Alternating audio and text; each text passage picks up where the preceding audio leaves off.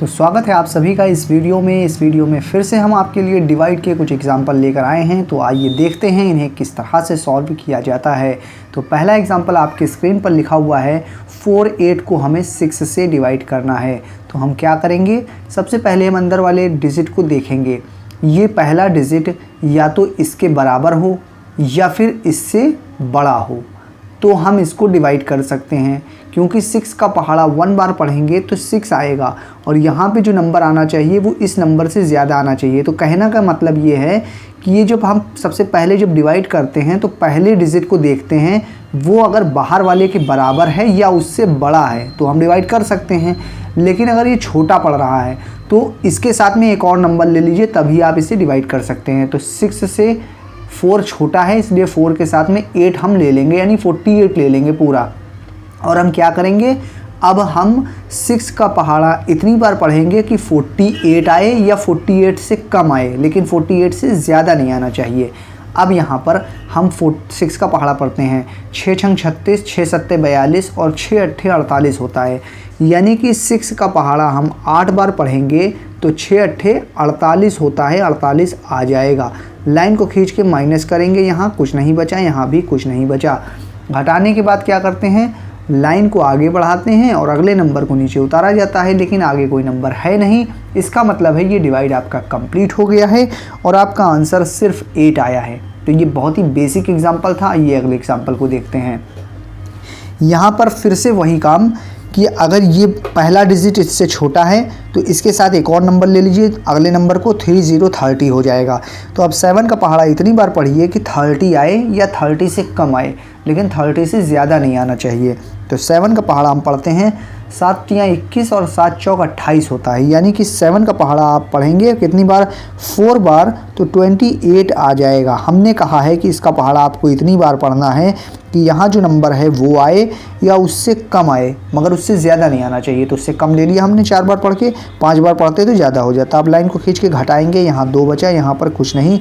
घटाने के बाद फिर से लाइन को आगे बढ़ा के अगले नंबर को नीचे उतारा जाता है, लेकिन यहाँ पर आगे कोई नंबर नहीं है। तो अब आप क्या करें, यहाँ पर देखिए कुछ नहीं बचा था तो आपका आंसर 8 आ गया, लेकिन यहाँ पर कुछ बच गया है। तब आप इस सिर्फ 4 को अपना इस डिवाइड का आंसर नहीं कह सकते हैं। जब भी नीचे कुछ बच जाए तब आपको ये भागफल और शेषफल मिला के अपने आंसर को बताना पड़ता है। तो कैसे बताएंगे इसका आंसर, जब आपको नीचे शेषफल में कुछ बच जाए। ना बचता तो 4 आपका आंसर होता, लेकिन बच गया है नीचे शेषफल में, तो आंसर कैसे बताएंगे, उत्तर कैसे बताएंगे।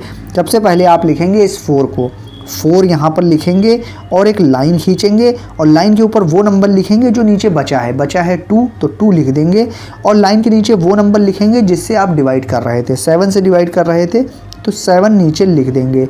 और आपकी इस तरह के डिवाइड का आंसर ये होगा, जब नीचे कुछ बच जाए तो 4 सही 2/7 ये आपके इस डिवाइड का एकदम सही आंसर होगा।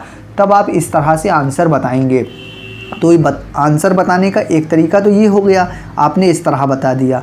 लेकिन अगर आप चाहें इस डिवाइड को और आगे सॉल्व करना, इसके और आगे सॉल्व करना चाहते हैं तो कैसे करेंगे। अगर आप यहीं पर छोड़ दें और ये आंसर बता दें तो बिल्कुल सही है, कोई दिक्कत की बात नहीं है।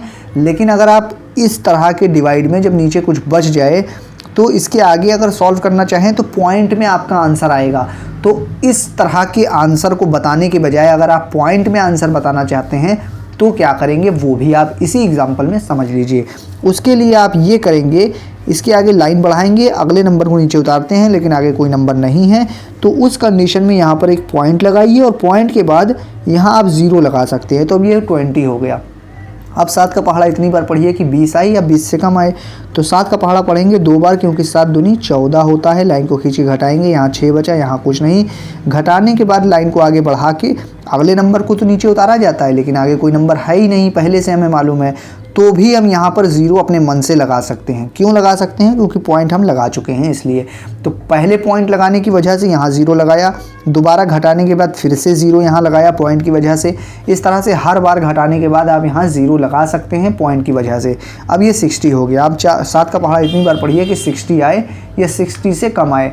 तो 7 सत्ते 49, 7 अट्ठे 56 होता है। 7 का पहाड़ा अगर आप 8 बार पढ़ेंगे तो 56 56 आएगा। लाइन को खींचे घटाएंगे, यहाँ 4 बचा, यहाँ कुछ नहीं।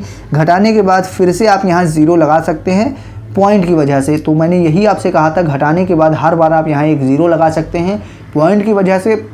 तो आपके इस तरह के डिवाइड का आंसर आ गया है 4.28। तो अगर आप पॉइंट में आंसर बताना चाहते हैं, इस तरह से आंसर नहीं बताना चाहते हैं, तो आप पॉइंट लगा के आगे ऐसे सॉल्व कर सकते हैं। लेकिन अगर पॉइंट के बाद आप नहीं इस तरह से आंसर नहीं बताना चाहते हैं 4.28, तो आप क्या करेंगे, इस सवाल को यहीं पर छोड़ देंगे और आपके आंसर ये हो जाएगा 4 सही 2/7।